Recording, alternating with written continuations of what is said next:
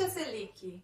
Taxa Selic você já sabe o que é, porque eu tenho certeza que você já viu o vídeo que eu vou deixar aqui em cima. Se não viu ainda, vai lá, corre para ver e você vai entender o que é a taxa Selic e quais são os impactos reais da taxa Selic na sua vida.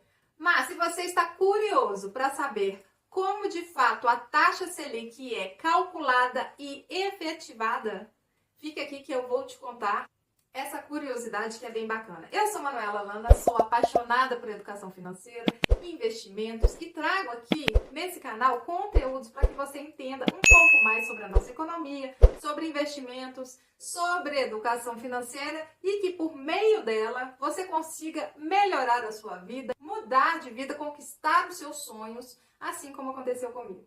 Então fica aqui que hoje eu vou te contar como a taxa Selic ela é calculada e como ela é efetivada no mercado. E não é por meio de decreto, não. Gente, existem duas Selics. A Selic Meta e a Selic Over. A Selic Meta é essa que a gente escuta nos noticiários, que vai impactar diretamente o crédito, os investimentos. Ela é determinada pelo Copom, que é o Comitê de Políticas Monetárias do Banco Central, em reuniões a cada 45 dias. Reúnem-se os diretores do Banco Central, mais o presidente, para estabelecer a meta dos juros básicos da economia, a famosa Selic.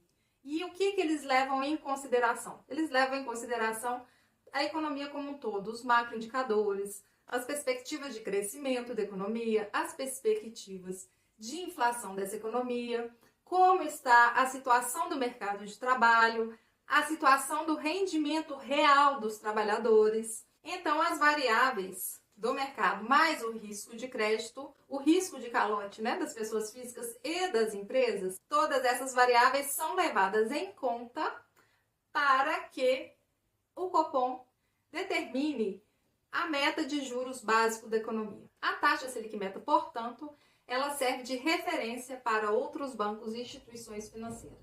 Agora, como que o Banco Central implementa essa taxa decidida na sua reunião? Por meio de decreto? Não. Então, vamos começar do começo, para que vocês entendam. Presta atenção, que é cheio de detalhe. O governo federal, quando quer fazer alguma obra e não tem o dinheiro, o que ele faz? Aumenta tributos? Não deveria, não é verdade? Não. Então, ele vai ao mercado buscar dinheiro, assim como quando você quer fazer algum investimento e não tem dinheiro, você busca empréstimos para esse investimento. Então, o governo federal emite títulos da dívida pública, que são os famosos títulos do Tesouro. E ele vende esses títulos aos bancos, principalmente. Os bancos, portanto, são os maiores credores do governo federal. E tem a maior parte desse título. Esse título também é vendido diretamente para você lá no Tesouro Direto. Mas vamos ficar aqui entre os bancos. Os bancos, portanto, são os maiores credores do governo. Existe uma outra política do Banco Central para conter a inflação que se chama depósitos compulsórios. Depois eu posso fazer um vídeo explicando isso, mas resumindo, depósito compulsório é aquele percentual que o Banco Central exige que os bancos, as instituições financeiras, guardem no Banco Central para que aquilo seja garantia de liquidez desse banco. Então, supondo que o depósito compulsório esteja na faixa de 20%.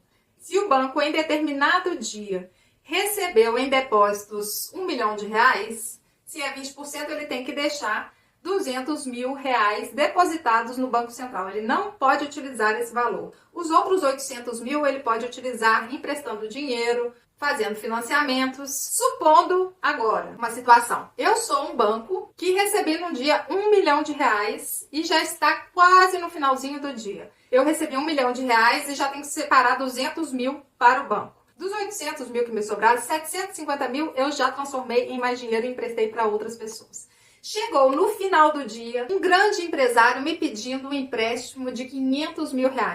E eu não tenho esse dinheiro. O que eu vou fazer com uma instituição financeira? Vou falar, não posso te emprestar, vai em outra instituição financeira? Claro que não. O que eu vou fazer? Eu vou emprestar, vou buscar dinheiro com meus bancos parceiros, com o Itaú, com o Bradesco, com outra instituição e vou pedir o empréstimo daquele valor para que eu possa emprestar para esse empresário e ganhar sobre os juros que eu vou emprestar para ele.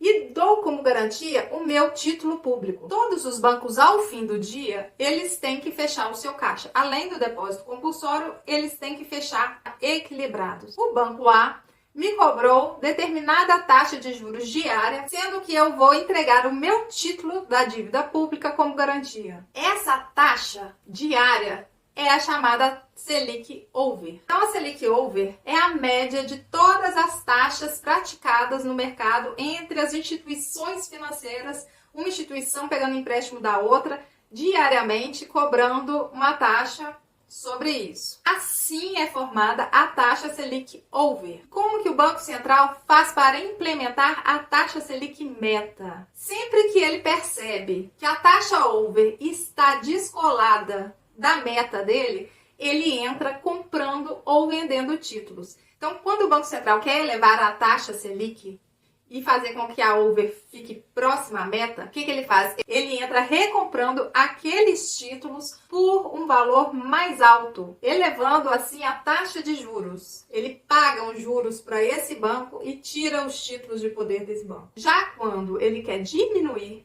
a taxa Selic para que ela fique próxima à taxa meta, ele coloca mais título no mercado com juros mais baixos. Então, quando um banco precisa de dinheiro para equilibrar o seu caixa, em vez dele buscar o banco coleguinha, ele vai lá direto na fonte e compra do próprio Banco Central títulos com juros mais baixos. Então é assim, é o Banco Central agindo para equilibrar a taxa Selic Over, quando ele quer que a taxa Selic Over aumente e chegue próximo à meta que ele determinou, ele entra recomprando os títulos que estão na mão dos bancos e ele paga mais caro por esses títulos.